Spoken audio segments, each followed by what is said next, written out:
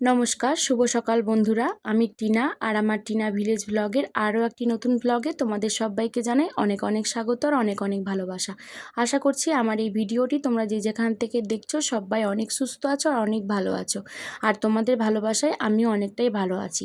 তো চলো আজকে দিনটা শুরু করলাম। তো সকালে ঘুম থেকে উঠে চাটা বসিয়ে দিয়েছি, ঝাঁটটার তো মাই দিয়ে দিয়েছিল।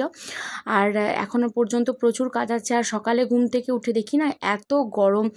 আর আগের দিনকে ও অনেকটা রাত্রেবেলায় বাড়ি এসেছিলো, মোটামুটি ওই 2:30 মতো, 2:30 বাজবে তখন বাড়ি এলো।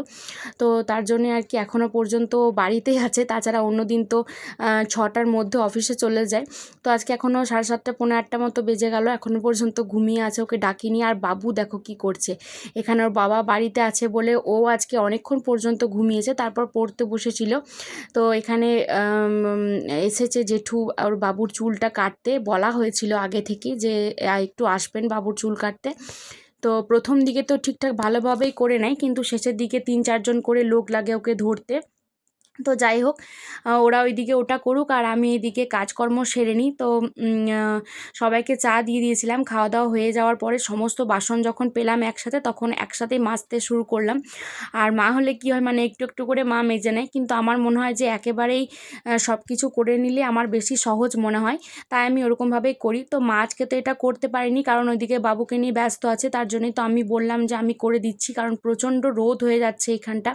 আর রৌদ্রের সময় তো এখানটাতে একদম বসে কাজ করা যায় না। একটু একটু বাতাস দিচ্ছে বটে, কিন্তু সেটা গায়ে লাগে না, এত ভীষণ রোদ। কে বলবে এর আগের দুদিন কি এত বৃষ্টি হয়েছে।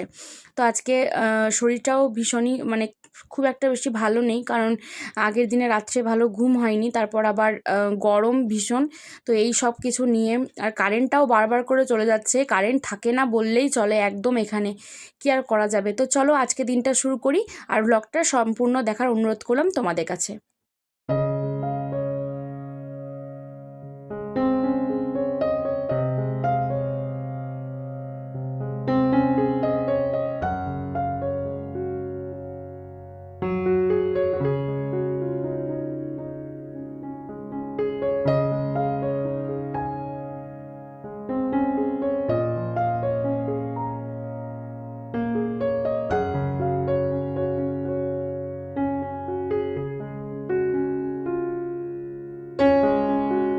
মা এখানে সকাল সকাল বেলের শরবত করে নিচ্ছে। মা বলছে ফ্রিজে একটুক্ষণ রাখবো, তারপর দুপুরবেলায় সেটা খাওয়া হবে।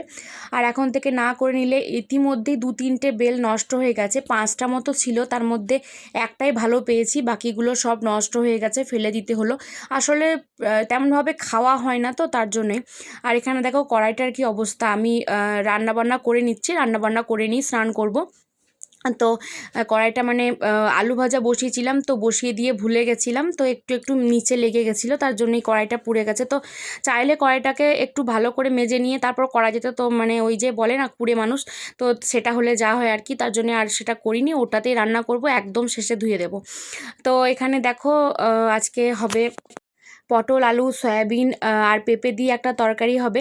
কি করব, সবজিগুলো সব কিছু পড়ে পড়ে পচছিল, তার জন্য আর কি মা বললো যে সব কিছু দিয়ে একটা তরকারি করে নাও, তা নয়তো পটলগুলো শুকিয়ে যাচ্ছে। আগের দিনকে দেখিয়েছি আর বলছি তো যে কারেন্ট নেই একদম, তার জন্যে কোনো কিছু ভালো থাকছে না গো, না বাইরে ভালো থাকছে, এত বীভৎস পরিমাণে রোদ, গুমোট গরম, আর না ফ্রিজের ভেতর রাখলে ভালো থাকছে। তো কোথায় কি করব মানে বোঝা মুশকিল।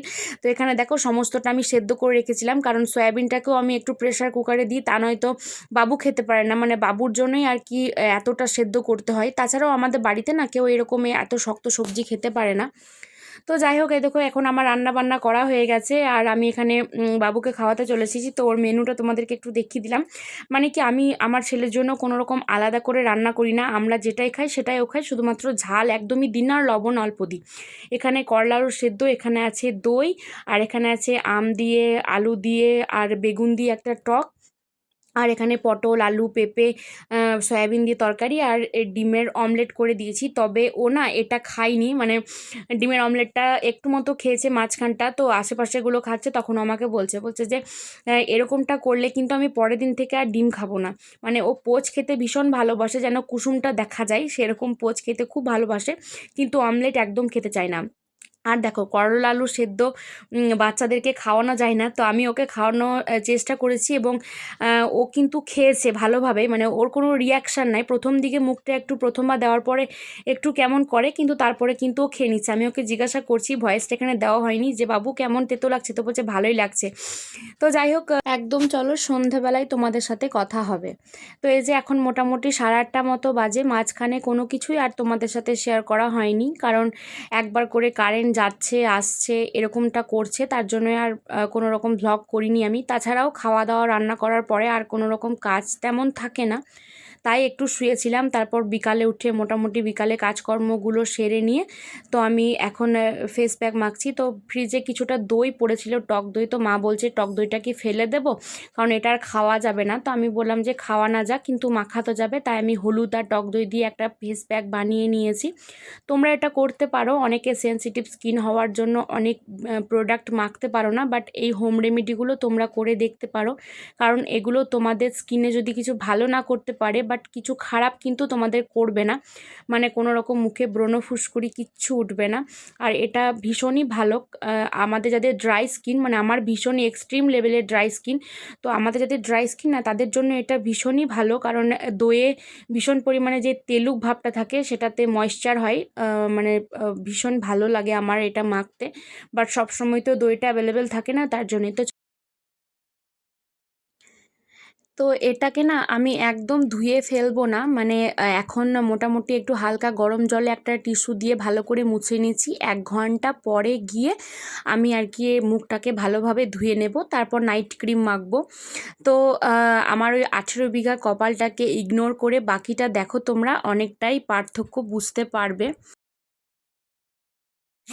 তো আজকের ভিডিওটা আমি এই পর্যন্তই রাখছি। আশা করছি ভিডিওটি তোমাদের ভালো লেগেছে। তো ভালো লাগলে অবশ্যই একটা লাইক করে দিও, আর হ্যাঁ কমেন্ট করে জানিও কিন্তু কেমন লেগেছে। আর যদি চ্যানেলে নতুন হয়ে থাকো তাহলে অবশ্যই একটা সাবস্ক্রাইব করে দিও পরবর্তীতে আরও ভালো ভালো ভিডিও দেখার জন্য। তো নেক্সট ব্লগে তোমাদের সাথে দেখা হবে। টাটা, বাই, গুড নাইট।